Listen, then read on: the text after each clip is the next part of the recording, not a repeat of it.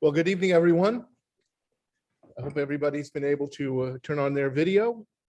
Welcome to tonight's presentation. My name is Stephen Cash. I'm a member of the steering committee of the Steady State, and we're very pleased to have what I think will be an unusual and stimulating discussion between our guest, Jan Neumann, and who will tell you a little bit about himself. I'll tell you a little bit as we go forward, and Paul Kolbe and John Sipher. I'll tell you a little bit about them as well. Let me first give you a quick introduction to the Steady State and why we've brought this together. The Steady State is a group of former national security professionals drawn from the intelligence community, from the diplomatic community, homeland security and defense communities, and throughout the United States government.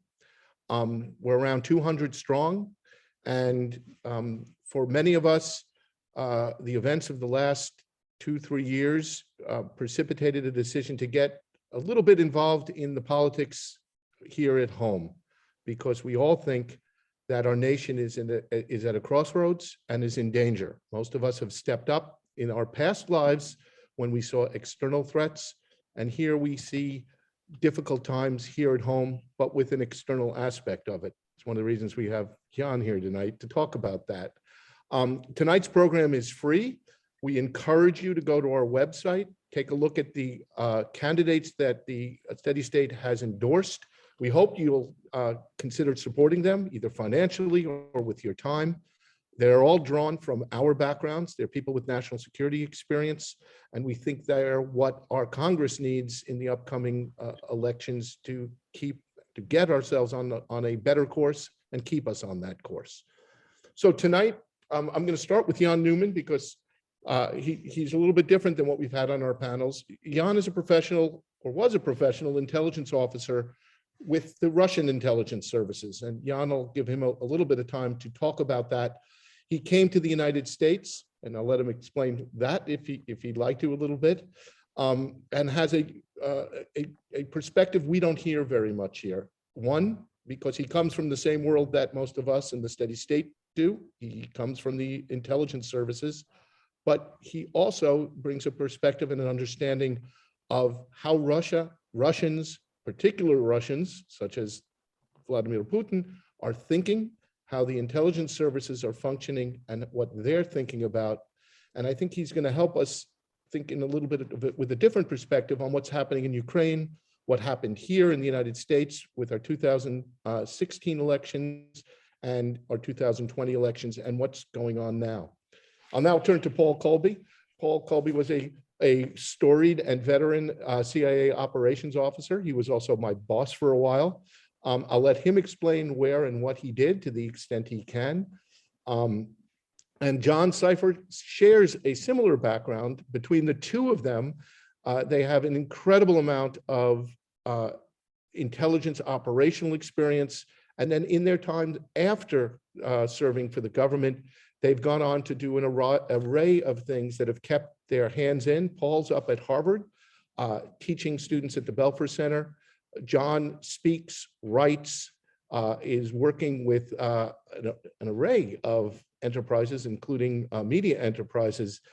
You can read a lot of what John has written online. I'd recommend, for instance, a recent piece, taking a look at what Vladimir Putin is thinking right now. But what you have here are three intelligence professionals, for most of their careers, adversaries in the most dramatic sense. But today they're going to be sharing the screen, if not the late night couch. And so I will let them begin. I'm going to ask everybody, I'm going to ask Paul to start with an overview. We'll wrap it up in around an hour. Again, I'd encourage you to go to our website. We have another event planned on the 11th. This for Admiral Franken, who's running for Senate. I hope you could check that out and see what we're up to. But with that, everybody sit back and enjoy and listen and learn. And Paul, why don't you start, and we're off. Great, thanks, Steve. Hey, I'll just do a quick plug right up front for another candidate that Steady State has endorsed, Deb McGrath. Great friend, great colleague, running in Wisconsin's 3rd District, standing against a wackadoodle featured in Atlantic this month, who represents the red wave coming through. So check Deb out. She's a fabulous person and would be an amazing congresswoman. Look, Steve, thanks very much for noting that John and I were adversaries. And he was constantly trying to screw me throughout my career, and did a pretty good job of it through much of it. So when I retired in 2009, I was chief of then CE division, Russia, former Soviet Union, Eastern Europe, Balkans, Central Eurasia. John and I both served in Moscow and served there together, and our careers intersected in many different ways. And Jan, I've gotten to know just over the last few years. It's been a great pleasure, and I'm just delighted to be on this panel with him because I think he's going to bring some spectacular perspective. So I'm going to give just a couple of bullet points on where I see the war in Ukraine right now, status of the invasion, and maybe a little bit of where we're going. So first up, hopefully no surprise to anyone, but I think this is going to be a long war of attrition. I think the early expectations that Ukraine would collapse and you would have a quick Russian victory have evaporated, but I think we've now, the pendulum has swung the other way, and expectations of a glorious Ukrainian victory over the Russian forces, driving them back across the border, is also probably overwrought. I think there's been an overestimation we're seeing in the Western media of Ukrainian success, and underestimation of Russian, in particular after disastrous start to the campaign with grievous losses. Russia is now showing that it's a learning organization, the Russian military. They're taking to heart some of the lessons of the failure. They're moving slowly, they're learning, and they're looking to grind down the Ukrainian forces. I think Putin's goals remain in place and whatever he calls them, but it's to occupy much of Ukraine, if not all of it, but I think much of it, to settle only on their terms, and to destroy the Ukrainian army as an effective fighting force, thereby forcing capitulation on their terms. The flow of weapons from the West into Ukraine will help. Clearly, it's been pivotal in many respects, as has been the incredible capability and bravery of the Ukrainian forces. But note, they're nonetheless much smaller, and they're professional forces, the soldiers who are able to absorb, make use of the sophisticated weapons coming in. There's only so many of them. And I'm worried that they're being attrited at a higher rate than we understand in the Donbass. The second and third order of reserves being mobilized that will come up behind them won't have the capability, won't have the experience. And in that respect, I think part of the Russian goal is to not only destroy equipment, but destroy the personnel, the core of the fighting force. Sanctions, they're gathering steam, but they're not going to change Russian war behavior in the near term, or I think in the long term. I think Putin is supremely confident that he can weather them, that while they will be painful and will get worse, that he nonetheless has options to mitigate and to circumvent, and he has allies in that respect. Much of the world, in fact, either has not acknowledged that they'll do them, or they're actively helping. So China, India, et cetera, et cetera. Putin has made more money in the last 2 months on oil and gas than he did in the previous 5 months before that. Billions of dollars flowing in, about $1 billion a day that Europe is paying to Russia for oil and gas, which is directly funding the war machine and helping Putin weather sanctions. The ruble's back to where it started. They're lowering interest rates, and their current account deficit, their current account surplus is, anyone would be proud of it. So I think over time, sanctions are going to corrode and erode the Russian economy, but there's going to be sand in the gears, not a collapse. Watch May 11th. Watch May 9th. I think Putin will use it as a moment to make an announcement. I think they will claim some sort of success, if not outright. They're not going to claim outright victory, but I think they must claim some degree of success. But I think it will also be used to prepare the nation for an ongoing long war. Possibly see a mobilization on that, with war characterized as against not just Ukraine, but against the U.S. and NATO, as we've seen that conversation shifting. Energy transition in Europe is irreversible. Europe is going to be weaning itself from dependence on Russian hydrocarbons. So after 20 years of warnings that you've got a single point of failure with this dependence, finally that lesson is completely taken hold. But it's going to take a long time and it's going to cost a lot. And in the meantime, the danger is that the domestic constituencies get so cranky, get so upset that you start to see the will and unity starting to falter. And you're already seeing it with Slovakia and with Hungary being sticks in the spoke. I think it's inevitable that Sweden and Finland will join NATO. And I think that will cause a burst of new aggressive rhetoric. But I don't think that there's much that Russia will be able to do about it. So I'll stop right there. I'd like to turn to Jan and offer him the floor. I do want to tell people there's a Q&A button at the bottom. Feel free to use it. We're going to try to get to questions after we go through this sort of first round of talking, and we'll do our best to get questions, but I have a feeling with this crew, they'll have enough of their own questions for each other to keep us going. So Jan, the floor is yours. First of all, thank you so much for having me here. It's an honor to be part of such great panel. I'm really enjoying this. Maybe I should start from my background, which is sort of unique at some point. So I started a service in Russian counterintelligence, and I was age 16. It was pre-academy training. At age 17, I joined the FSB Academy. After 5 years of training and learning, I graduated. My specialization: investigate crimes in espionage, all forms, industrial, political, military. I was trained as an investigator. So after the academy, I joined the investigative department, where I was working based on my specialization. After several years working on the high-profile cases related to foreign spy activity on Russian soil, that's why Steve referred to us as we call it in Russia, partners. We are not rivals. So I was transferred to the operative department, into the Department of Economic Security in FSB, which was created by Putin, by the way. It's more as Putin's financial praetorians. So he understood pretty quickly that if he can control the money and the oligarchs, he's going to control everything. So I was placed as an operative, and my job was to recruit sources among Russian and foreign citizens.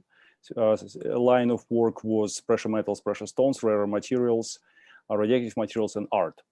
Working there for several years, building my own network of sources, again, among the Russian and foreign citizens.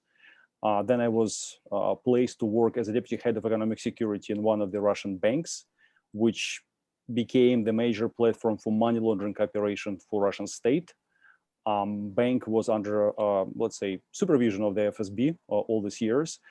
I don't know for the name of the bank, but most likely everyone who's listening right now, they know what was the Deutsche Bank involved is. It's like mirror schemes. It's one of the operations in which bank to which I was attached was behind. Working there for several years, I had a pretty successful career in this matter. But soon enough, I understood that this whole thing is not about just kind of a sting operation for the Russian state.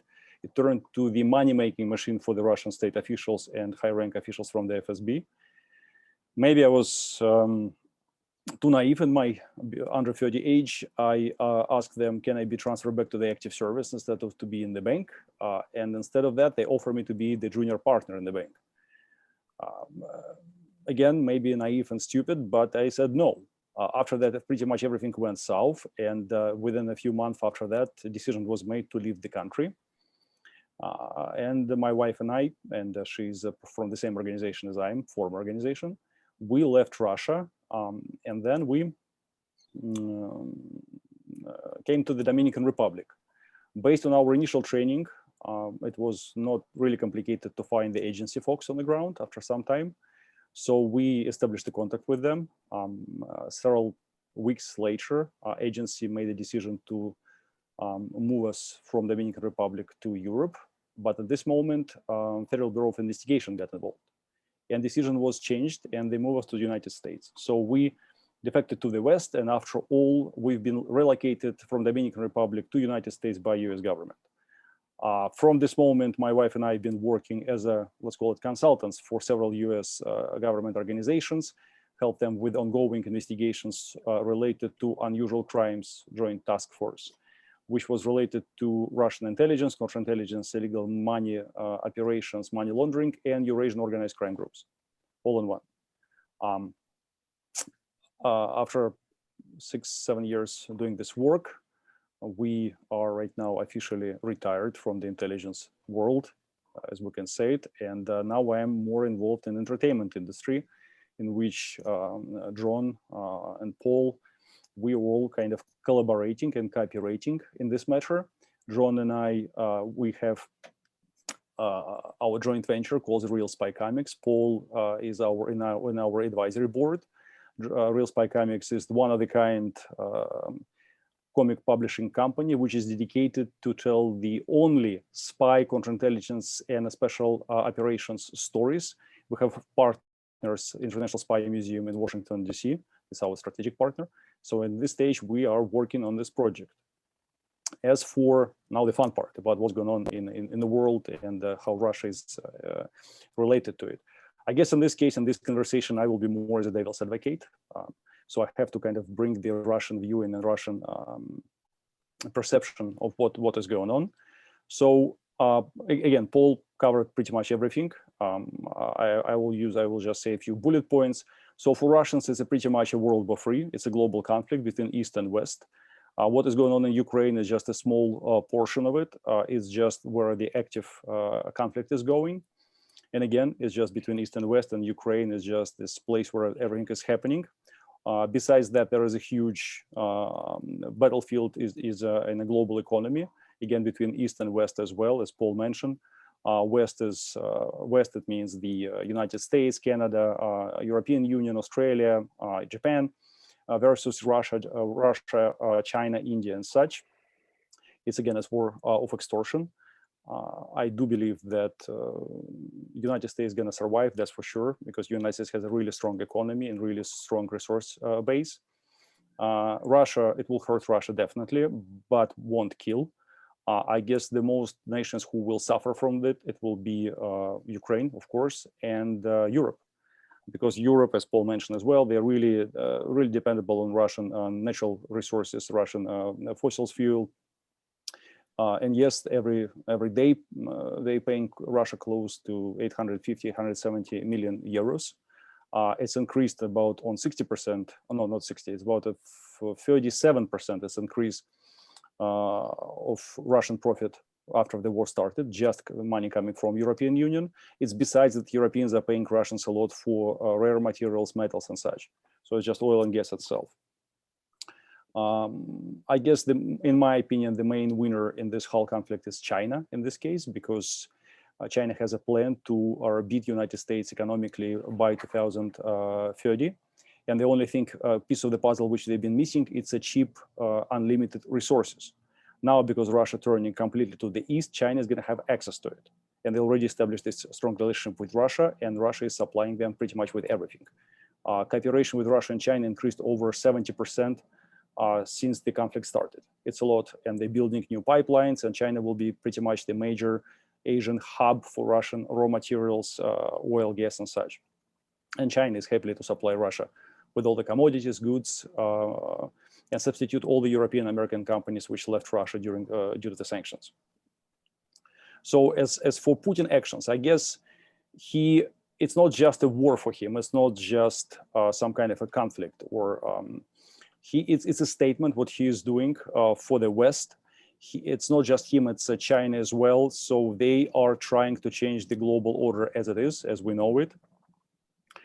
He has no choice except to win, and he's gonna, all the causes, all the losses, it doesn't matter for him. He's gonna go till the end. In my opinion, he crossed his Rubicon, and now the only way for him to proceed is just to win and go to the end and succeed there, because there is no any other choice. If he loses it, it will be collapse and end of him as a political leader. His system, which he built in Russia for past 18 years, it will be collapse of Russia as a state, most likely as well. Plus, now everyone who is sort of his allies, like China and India, watching on him. If he's not going to win, they're going to turn their back on him as well. So for him, it's all or nothing right now. That's pretty much what's going on. As for United States, The whole situation is a huge challenge for the United States as well. And as I described earlier, besides the war in Ukraine, you have a huge battlefield as an economy, and you have a huge battlefield as a politics as well. The world is dividing on different sections and blocks. And of course, because Russia can't fight with the United States openly, it will be a lot of fighters going on, let's say, behind the curtain, like under the carpet. And of course, Russian intelligence agencies will be extremely active here in the United States, and they will do their best to destabilize the United States from the within. As long as you can create, based again on my, let's put it this way, my training and my experience, one of the best ways to beat your rival is just to destabilize him from within. It doesn't mean you have to run some kind of a diversion operations. It means you have to more work with the kind of ignite instability inside different social groups and try to divide this nation and a country as much as you can, which means this country will be more busy of trying to fix these internal issues, and focus will be switched completely from the what's going on outside into the what's going on inside, which is going to give Russia and China time to finish what they are trying to achieve right now. That's, I guess, pretty much it in this case. So, John, over to you. With the two cheery guys ahead of you, what do you see from where you're sitting? I tend to be a little bit less bullish on the fact that Russia is actually playing this in some way well. I think it's a complete bardak for Russia. So I respect these two colleagues. I worked with Paul in the field and at headquarters. We've worked on amazing things before, and more importantly, he's a friend. And I've gotten to know Jan in recent years too. And Jan is an incredibly creative and interesting guy. We work with his company where he's doing graphic novels, and I have a company that's working on Hollywood espionage movies, and he's been very helpful in that regard too. So to go quick to the Russia thing, for years, when anyone would talk about Russia at conferences and the like, they would often say that Vladimir Putin plays a weak hand well. Essentially, he's got a smaller economy, but he's such a strategist that he plays things out and he tends to somehow win, even though he seems to have a losing hand. Well, the problem is with his attack on Ukraine is he's turned over his cards. He's shown he's got a losing hand. And for someone who's a dictator, who's created this persona that they are a master strategist, they get things right, that his public shouldn't question him because he's protecting the country and outsiders should fear him. He's now shown his impotence. He's shown that this vaunted army that's been reformed, that we should all be scared of, can't even take on the Ukrainians. He's shown that his decision-making is really flawed. He's shown that he has to rely on lies to his own people. And now we've seen him now for 8 to 10 years constantly trying to undermine us and use disinformation and lies. And frankly, it did have us on our back foot for years and years. His threats and intimidations had us sort of backing up, and it did have him in a good place. But now we've seen his game. He's got nothing else. That's all he can do is threaten, intimidate. And now we see him doing it with nuclear threats. And it looks like desperation. It's like, he has nothing else. That's his only game now, is to threaten, intimidate. And there's nothing positive. There's nothing that he can offer that changes other than to double down. And I think Paul is right. I think the doubling down means a longer and bloody and ugly war. I think this is, Russia has shown itself, and we've known it for a long time, but shown itself to the world now as a system of thievery and corruption. And frankly, we shouldn't be surprised that the army that grew up in that system is part of the system of thievery and corruption, and therefore is not efficient, effective, and incredibly well-run machine. And so right now, there's I don't think Putin has a lot of tools left. I think Jan is from a community that for the Soviet years and the Russian years, the intelligence services were sort of the sword and shield, the top level of that of the country. They took the best and the brightest. Vladimir Putin was a career KGB officer. They, unlike intelligence service in the West, which collect intelligence and then give it to professional analysts to give it to policymakers to make better policy, Russia's always had that active measures, that other part where they use deception and disinformation and assassinations and subversion, sabotage, and all these things, to, just like Jan said, to try to weaken your enemy from within.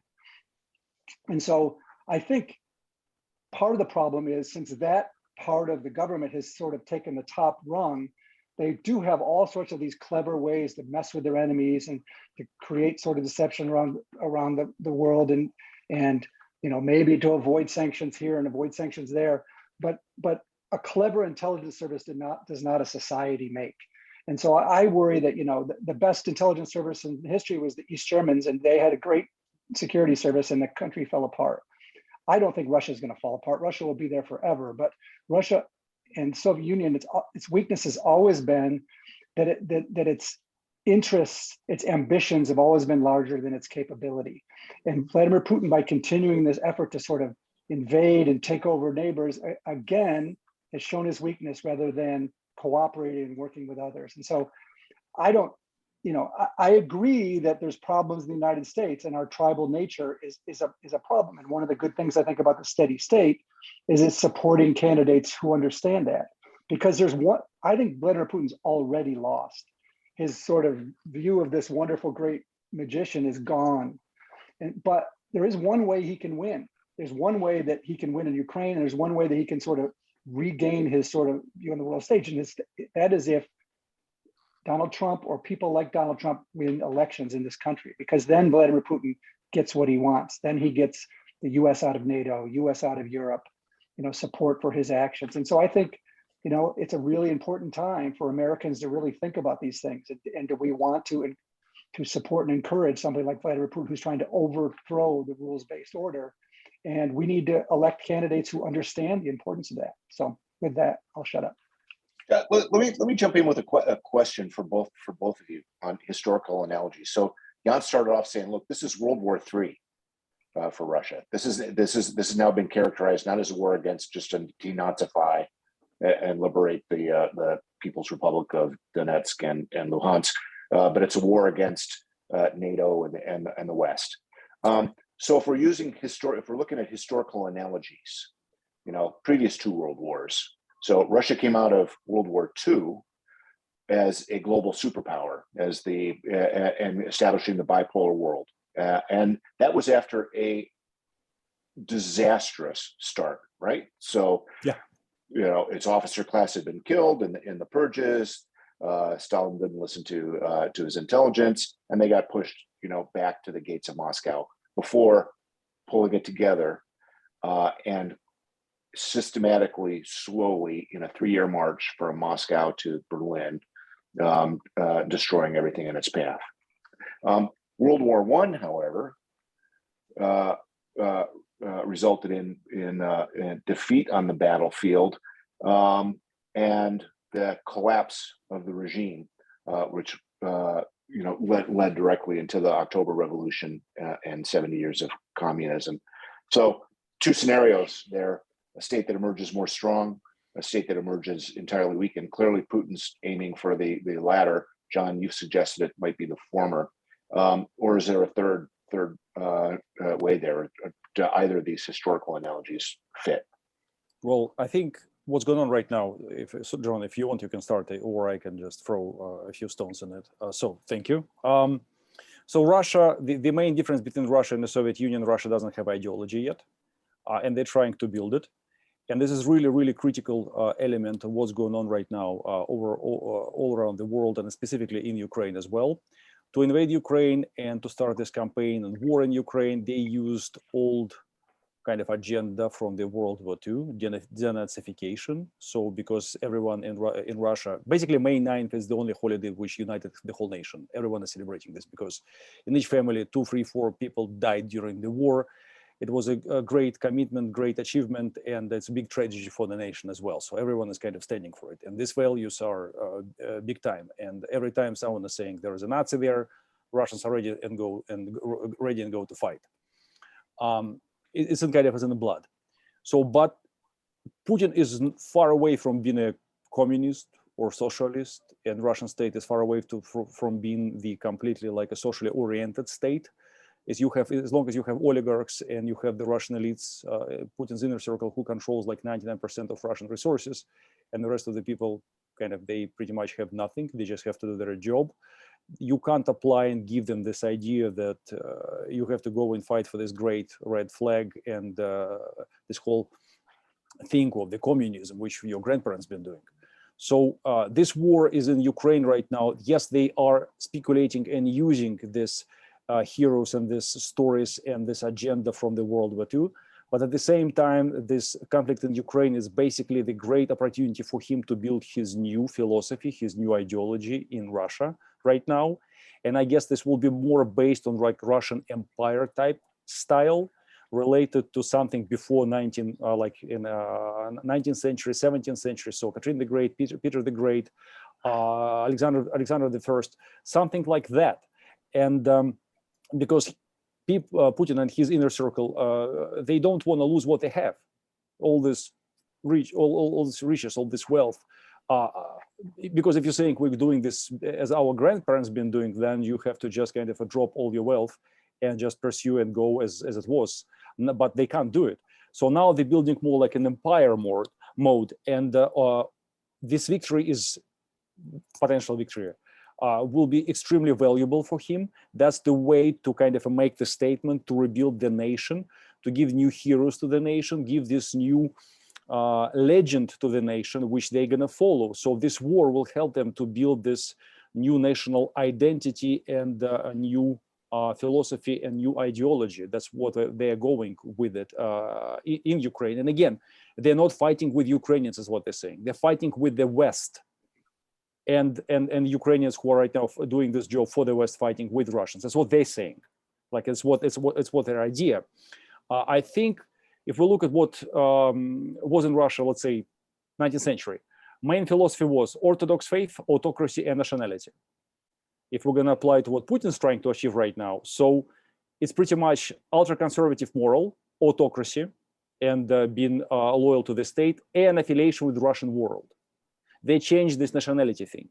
Russian world, it means it's a broader meaning. It means everyone who considered himself as a part of this whole Russian idea, being part of this. So Russian speaking. Russian speaking, Russian culture, Russian everything. It doesn't matter what kind of nationality you are. You're Russian, Chechen, Dagestani, Brighton Beaches probably should be putting tank barriers up on the coast there. Yeah, be careful with Russians there. I mean, Putin might invade it too. Like if you, I mean, look, potentially with under this denazification agenda, you can invade Zimbabwe. So my apologies for the people of Zimbabwe, but point is there are a bunch of the radical people all around the globe, and this is not the reason just to go and level the whole country.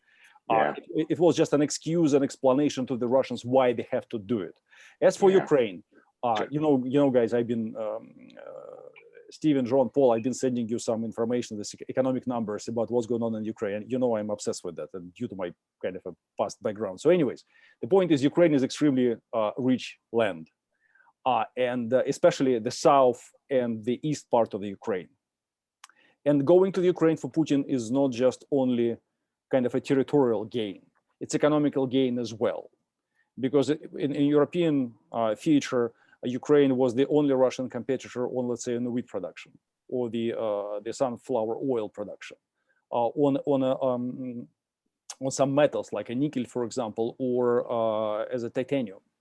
If Putin is going to take this away from the Europe, is going to put his hands on it, that's pretty much Europe will have any other choice to get any resources from Russia or Ukraine. They have to go back to Africa or somewhere else. So he's disconnecting Europe from this last reserve. He's trying to. Hey, John. He's trying to, yes. Yeah. But well, my point is that, so what you're saying is, yes, his intention, it's like I said before, you know, they always had greater ambitions than they had ability. So yeah, I think it's true. He's got this messianic view of a greater Russian empire. Ukraine should be part of that, but he's losing, right? So and yes, he might be able to sort of get some Eastern Ukraine, what have you, but Ukrainians are never going to allow themselves to be slaves of Russia. So that it will be a nonstop insurgency battle. He cannot win this in the way that he wants to win it, to create this sort of empire. Maybe in 100 years, but Putin and Putinism is gone. You know, Paul and I both worked in the Balkans and Yugoslavia and Serbia and stuff. And there's this view of leaderships that they want to look back to their history when they were the strongest, and therefore that's what is due to them. But of course, that's a threat to their neighbors who also look back and say, well, you know, we should be, our empire in 16 whatever was bigger and bigger. And so, you know, what the EU and what modern Europe about is agreeing to borders that none of us are totally happy with. Nobody can get their largest empire they ever had before. And so Putin is doing something that, you know, leaders have done in the past, but I think he's going to fail. But the worst thing that Putin's done, in my view, is that he's created a dictatorship where there's no means for a peaceful transfer of power. The only way this is solved is some awful, I don't know, killing him, civil war, some kind of thing, without a clear way for Russia peacefully to move forward. If anyone has suffered as much as the Ukrainians here, it's the Russian people. He threw them under the bus. He's made them like little children to China. He's made them pariahs around the world. Their economy, he can make in his mind that he's created this new Russian world that, you know, doesn't rely on the West, but it's a Russian world that's a lot poorer than it was before. So again, he lived off the fact that he was this big tough person that everybody backed down to, a bully that people respected. That's gone. And so, yeah, Russia's going to survive, but it's not going to be a happy survival. Well, I mean, it's kind of no doubt here that people are under tremendous pressure right now in Russia, and he used this whole conflict as a perfect opportunity to clean completely all the backyard. So all the, as it was self-proclaimed, opposition is pretty much gone. Everyone who was vocal about you doing something wrong is gone. All the media which was saying and not following the state agenda is pretty much done as well. And he's cleaning right now everyone inside his government and economic bloc who was pro-Western, because they're blaming on him that you guys left to the West this $300-something billion in our assets, which have been frozen right now. And that's a huge loss.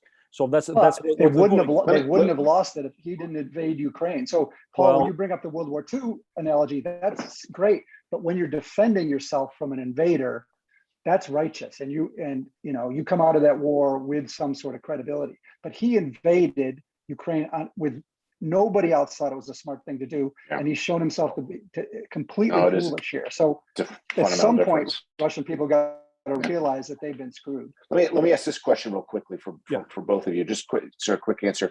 So a lot of speculation that one, Putin is sick. B, that there's cracks in the inner circle. C, people, for me, I think it's fantasized that you're going to see this revolution from the bottom. Do you see any cracks in the inner circle? Do you see any prospect of or any prospect of popular revolt? That's for Jan. You should do that. It's more. Okay. So. Have fun with that one, Jan. Yes.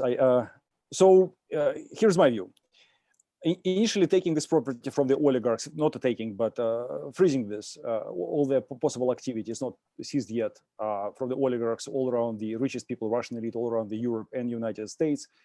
It was a pretty bold move, but at the same time, it just created the view for Russians that they are pretty much this Russian elites and nobody in the West. They've never been part of the Western elite. They've never been able to integrate inside the Western elite. They've been only bringing their obviously dirty money. And by the way, small reference, while I was working for the Russian state, I was pretty much fighting against the oligarchs and what they're up to. And then I was here in the United States, I was doing pretty much the same thing, just from a different angle. So yes, I kind of really don't like these guys. So anyways, from this property being freezed and they pretty much lost it. Yeah, but it's more like a toys for them. So the main thing which West was not able to take from Russian elites, that's the tool, how they can make money. And all their tools are focused in Russia. Mining, oil fields, gas pipelines, factories, facilities, just name it. So it's all in it. So for them, have this understanding in their head that, okay, West is treating us like pretty much nothing. They can take everything from us any moment, any second. Now we have no security, no safety in the West, as they thought initially it was a safe harbor. So the only thing they have left is basically keep making money, but stay inside Russia.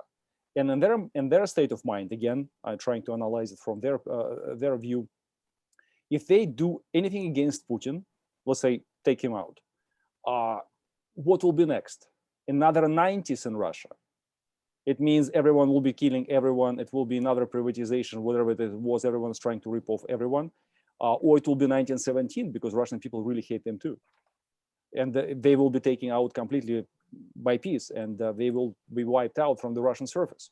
So for them, the only way to survive is just consolidate around him and keep it going as it is, and keep this Russian system as was built, as John mentioned, this kleptocratic corrupted system. And I agree with you completely, because I mean, I was kind of part of what was going on, but I maybe was among the only few people who early recognized where the hell this is going. And yes, I made my choice. But point is, they won't do anything because they need to preserve what they have.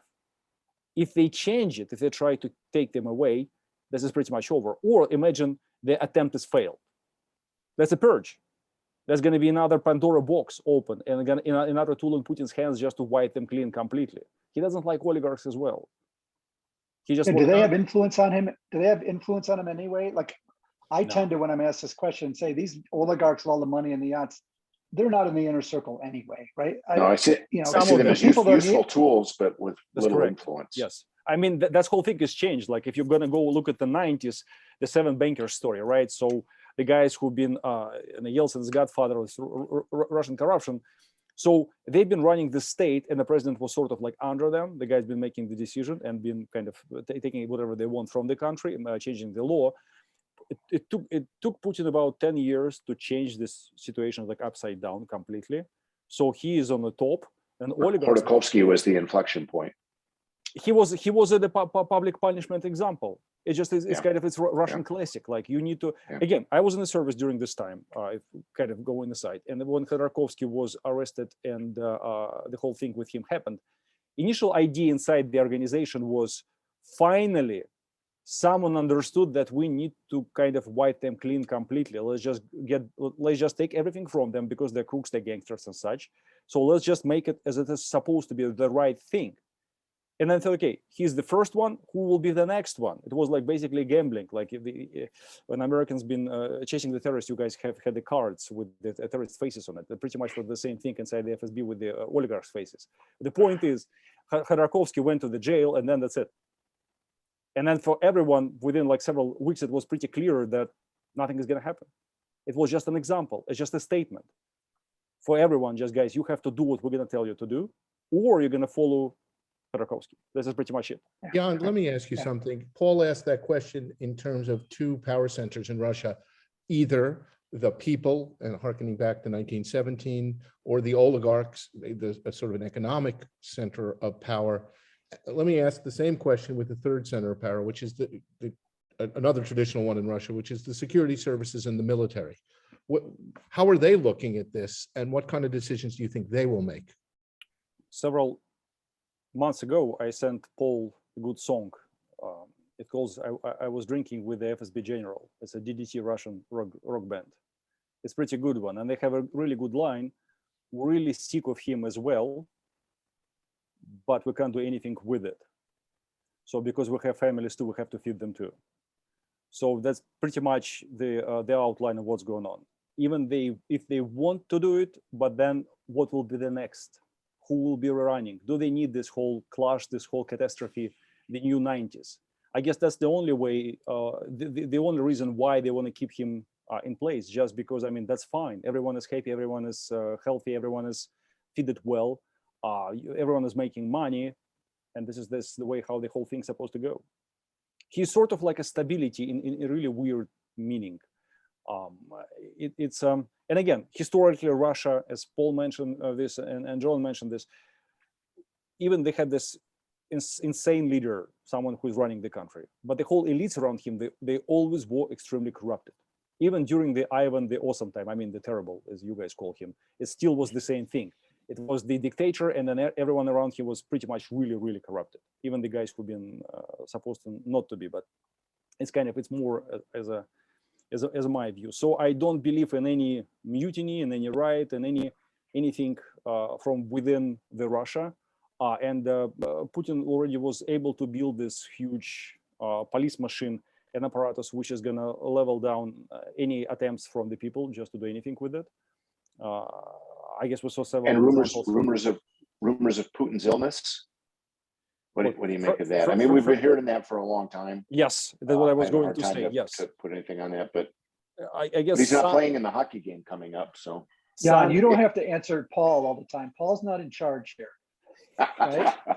He's sitting here asking us questions like he's some kind of professor or some kind of thing. So, Yeah, and I'm a student. So anyways, I'm not a doctor, so it's hard to me to say he's sick or not. He's almost 70 years old. I never seen anyone he never had kind of completely healthy person age 70. So if he has something, maybe, for sure he doesn't have the health level on which he could be sent to the like one-way mission to the Mars. I'm not sure what's going on with him, so no one knows. I do have some basic medical training, but it was more like a post-mortem examination on a trauma thing. But as long as he's alive, I can't say anything. So like I really don't know. after you shot someone, you can tell if they're dying quickly. Yes, or that's slowly. pretty obvious. Yes, but I mean, Yeah.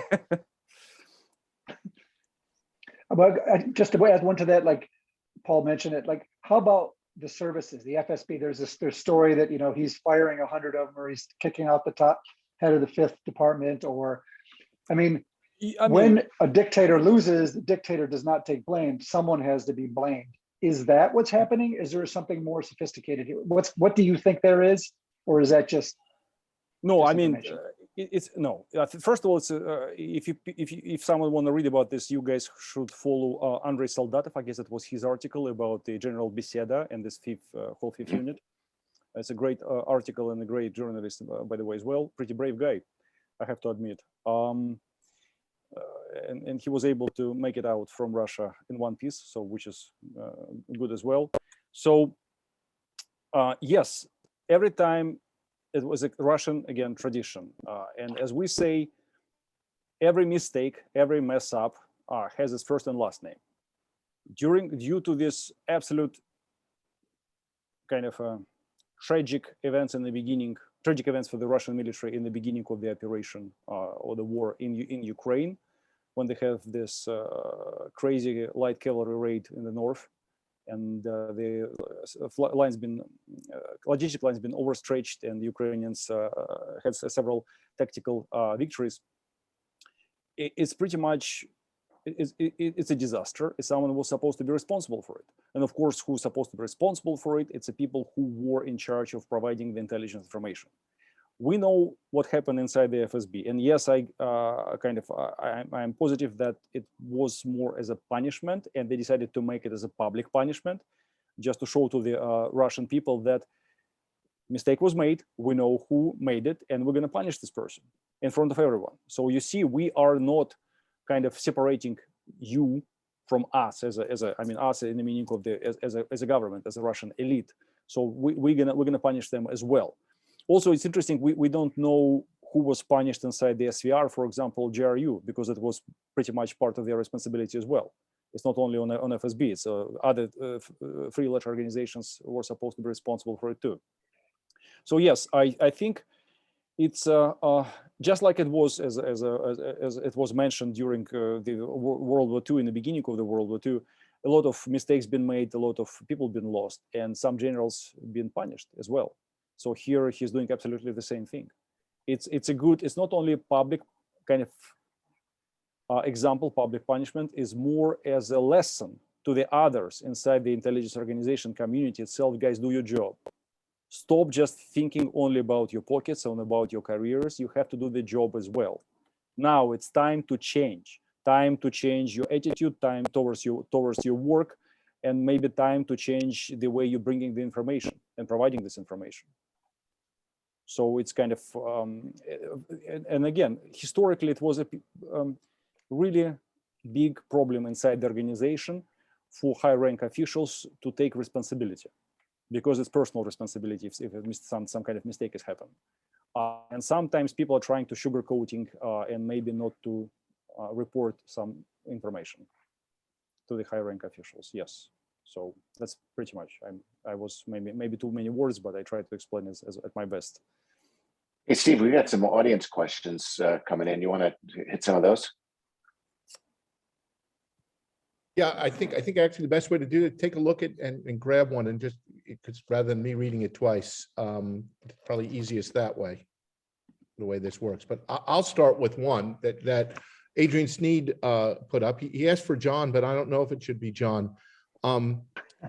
What could be brought to bear on the Russians now, short of US EU intervention, that would result in some sort of obvious loss? In what sense? Like, in fact, I'd be interested in Jan again. Yeah. You know, Oh, you were able to pitch it analyze over. No, Well- no. It just, he has a different impression, and we'll certainly can respond to it. But do you think the administration in the West is doing the right thing? Like, you seem to be saying the thing that Putin is saying. This is a war against the West. I think he wants his people now, since he was losing to Ukraine, to say, no, this is the West potentially a threat to us.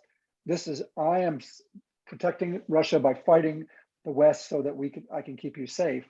That's, I think, a propaganda thing that he's using inside. I don't necessarily buy it, but yeah, it's bigger now because we've also said we're going to damage Russia, not just help Ukraine. And so, are we doing the right thing, or are we playing into his hands? What do you think? And then we certainly can play off that as necessary. Well, first of all, it was kind of circling around the Russian media space, and I had to navigate it due to kind of short gigs I was doing about this is a war between the East and West for past several years at least. So it didn't start just with the conflict in Ukraine. No, it was going since 2000, at least 2017, 2018. So they've been preparing the Russian population for what could happen. And it was pretty much overall view what is going on. They've been saying that pretty much Russia is under the siege, and the West is trying to take it down and destroy Russia as a state, just split it on small pieces, like Yugoslavia, for example. This reference was used all the time. So due to,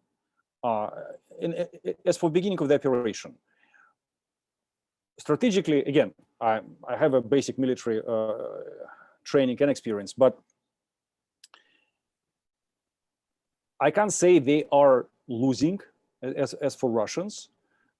During the past, how many, it's already 60 days, something, 70 days, they gained lots of territory. If you look at Ukraine, and keep in mind that Ukraine is really, really big country. It's like about 3.5 France's size type country, with a really highly populated area with a lot of rivers, ponds, and really harsh ground for the military operations due to the soft ground agricultural stuff and such. And the Ukrainian army was really well equipped. And again, West was helping with the training, and they have sophisticated anti-aircraft systems, tanks, whatever it is they had, aircrafts, artillery. So for Russians, they initially thought, I guess, the plan was just to go as quick as they possibly can and create this domino effect, just basically like a shock that they invaded, and they thought the Ukrainian army is going to collapse. They pretty much achieved it on the south. That's why they've been able to take several big cities like Kherson, for example, and Melitopol. As for north, it was pretty insane move, and I had no idea why they did it in the first place when they moved from Belarusian towards Kiev. It was like they made like 150 miles, I guess, in several days. That's a lot, and pretty much no resistance at all. And majority of the casualties they suffered only due to their logistic lines being overstretched, and Ukrainians started to kind of destroy these logistics channels. As for the east, they've been gaining daily about 2-3 kilometers per day. As I see it on the map right now, when I was following this British intelligence maps release, Russians already been able to take in the east and the south territory close to the size of UK, if we're going to apply the map on the map. So they made a lot of mistakes. They suffer a lot of casualties in the beginning. Ukrainians, but they quickly realized that Ukrainians are going to fight. They're not going to just surrender for them. So they readjusted, as Paul mentioned. They changed their, and they're learning. The military machine is learning as well. I guess what's happening in Ukraine is, again, it's a big learning ground for Putin's war machine and for his military equipment as well. As for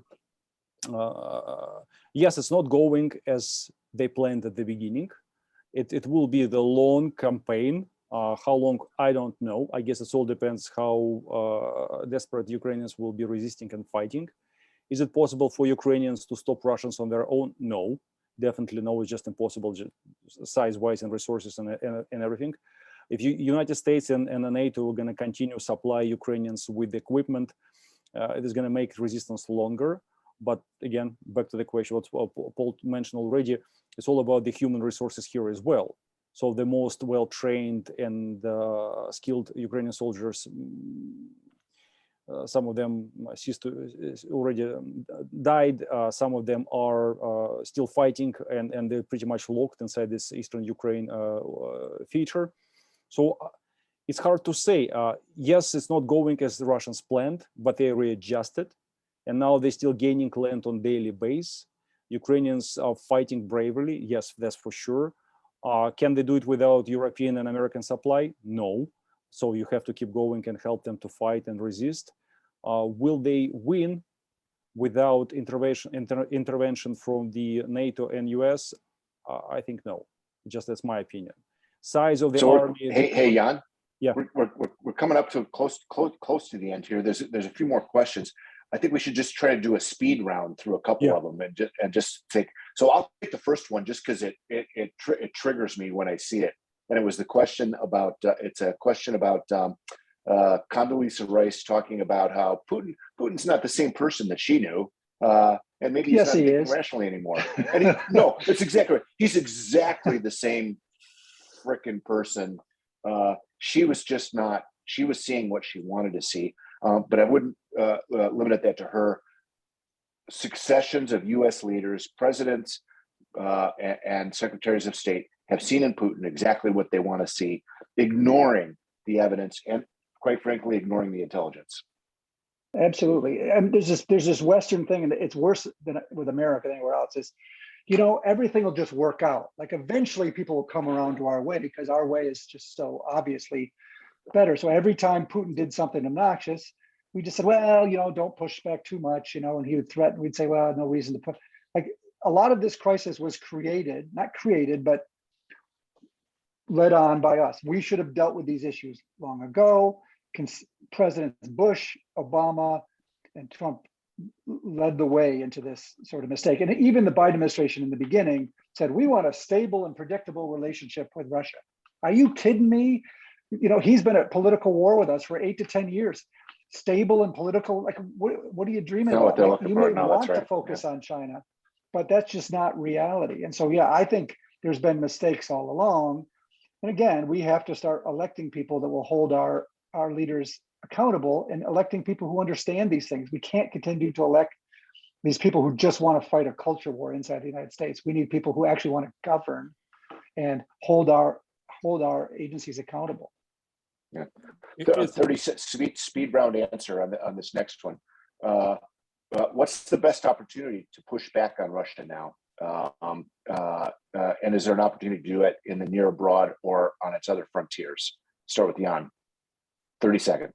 In Ukraine, no. Only keep supplying Ukrainians and try to help them as much as you can. But it's only going to slow down the whole process. As I mentioned before, Ukraine is only the beginning. It will be another proxy wars all around the globe, which is directly where it's going. Maybe somewhere near the United States, maybe somewhere in Asia. I don't know, but that's for sure. Ukraine is just in the beginning. As for Ukraine, the only way, I don't see any success on the Ukrainian side, like as a global, as a victory. Unfortunately, no.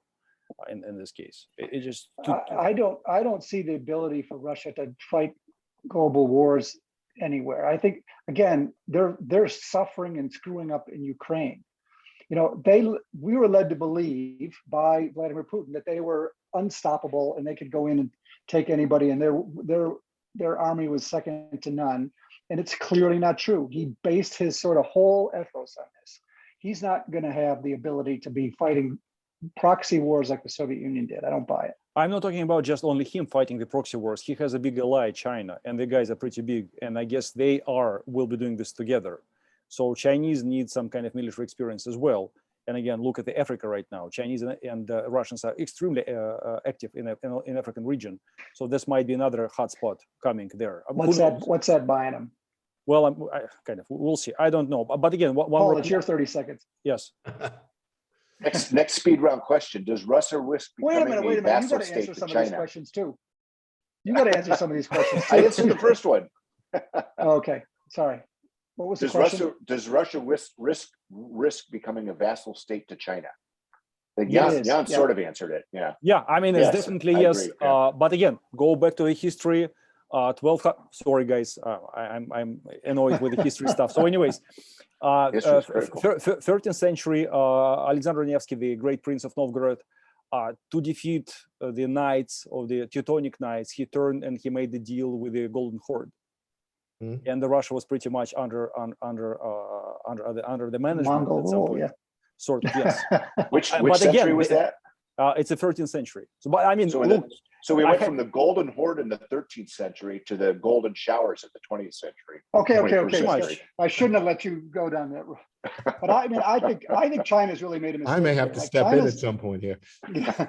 I think China's made a strategic mistake. No, maybe not a strategic mistake because they're big enough to weather these mistakes. But they're winning the 21st century. They're growing. They have a chance of overtaking the West in terms of riches. Russia has been losing the 21st century. Essentially they have no allies. The economy is nothing. And for them to give over to essentially China to be sort of a vassal state. First of all, I don't know why China would want to tie themselves to Russia. Like they have these markets in the West, they have markets in Europe, they have markets in Ukraine. To tie yourself to Putin, who is essentially, willing to sort of overthrow the apple cart. China depends on the apple cart. The international system is to their benefit. They're winning. So it's going to be any enemy of the enemy is my friend. and also Chinese needs Sure. resources. That's what they they don't have. Is in It's the pretty beginning. simple calculus. Only Russia Yeah. and United States have resources, technical capability, and production lines to basically produce everything from the wheat to the spaceship. China can do it too, but they don't have resources. and they're And- big and enough. the US is Yeah. We're If conveniently Russia's a problem, they just push them aside. and we're conveniently distracted again. By the way, if I have Yes. a second, there is a quote which can describe potentially what Putin is up to towards the people and how he gonna achieve his goal. And I know he really admires Petr Stolypin, who was the Russian prime minister. And Stolypin once said, "People are perish, then turn into land, into fertilizer on which other stronger nations grow and grow stronger." Mm. Which That's pretty means, grim. yes, that's grim, but this is a reality. This is what he's That's- going for. That's why I guess that's a pretty good reference and explanation. The Yeah. policy, the view, the agenda. I hope the people aren't willing to be fertilizer, but we'll see. All right, Well, let me ask the last question, and I'll answer it too. How does this end? What? How does it Undecided. end? What is not the session, but the war in Ukraine? What's Steve cuts you off. That's how it ends. No. Go ahead. what is this? What does this look like, and when? I'll go first because I do quick. Yeah. I do agree it's going to grind. There's Russian history from the Finnish War to Chechnya to Putin, the way he can't afford to lose. So it grinds. It goes on a long time until Putin's gone. So Putin is gone. This thing goes on for a long time. But I don't buy the Russia automatically wins this thing. I think his bigger than life thing is the bubble's been popped. One thing what we're missing here, again, United States is going to survive, is going to make it. US will be stronger than it is right Thank now. you. Russians, it will hurt Russia, but it won't kill Russia. And most likely Russia will be more self-sufficient than it is right now. And Putin's going to build it the way he wants. Most likely will be some kind of a Chinese bubble. Chinese idea is just locked inside itself. As for Europe, I guess Europe is going to suffer the most. And this suffer of the Europe might help Putin to win in Ukraine because of the all this shortage of the supplies, on the resources, inflation. That's pretty much what could hit Europe really bad. So, for example, Germany, which is the European champion and economic champion, 80% of their companies related to Russian resources, not only gas and oil, but on some metals as well. So if Germany is out, and Russia depends on selling to them.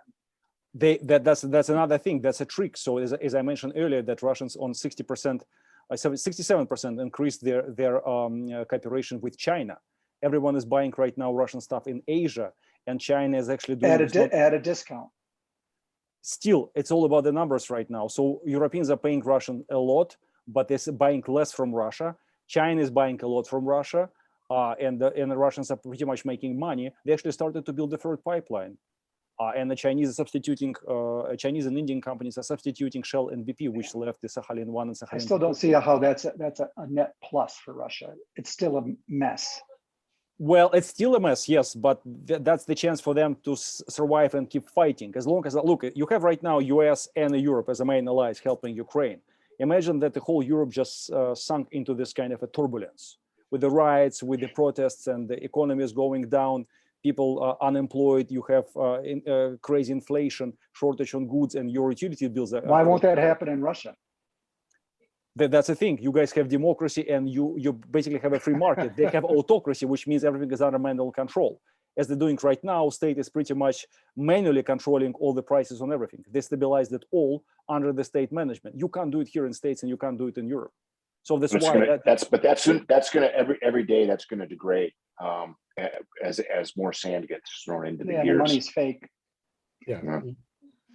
Well, I So think I think that we see long-term a long conflict and a peace that looks neither like war nor peace, more like an armistice in Korea, but more violent.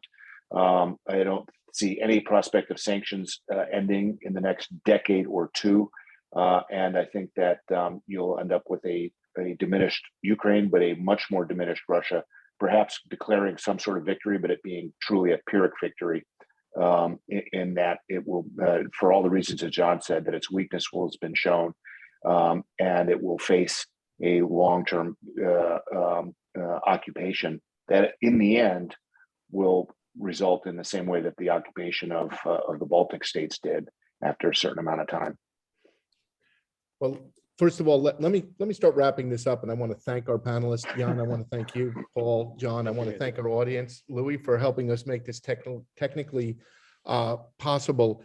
I want to leave our audience with one thought. I mean, there's a reason why the steady state did this. A lot of people are watching Ukraine and are thinking, well, what can I do? What should I do? What kind of role can I play? And I know some people have gotten on planes and gone and fought in Ukraine. I'm not sure that's a good option. But I think our point is, and it was raised by John, it was echoed by Paul and Jan, is what we can do is turn our attention to our domestic stability and our ability to play a role in what is going to be a very difficult period in history over the next years. There is no scenario that any of the people on our panel outlined that has a near-term happy ending. This is not going to be the way a movie ends. And you know, I'd invite you to see this panel through the framework of how I think John mentioned at the beginning how intelligence works. You're the policymakers. You've heard from 3 intelligence officers telling you about their analytic and observational views of reality, and now you get to make some decisions. And the decisions we make in this country are voting and supporting candidates. So I will urge you to do that. It's what the steady state has stood for. I hope you'll follow us. If you're one of us and haven't joined us, you should. But please take a look at our website. And again, I want to thank you all for coming. Jan, thank you. Thank you for everything. Paul, John as well. And you can check out Jan in the graphic novel. He has a much squarer jaw in a graphic novel. I was younger in this. I was way younger in this graphic novel. And by the way, is that what it was? Stephen Cash is in the story as well. Yeah, yeah. And I'm less gray. Yes, almost American. There it is. Well, thank you very much, everybody. Have a wonderful evening. Good night, everybody. Thanks, guys. Yeah, talk to you soon, guys. See you guys.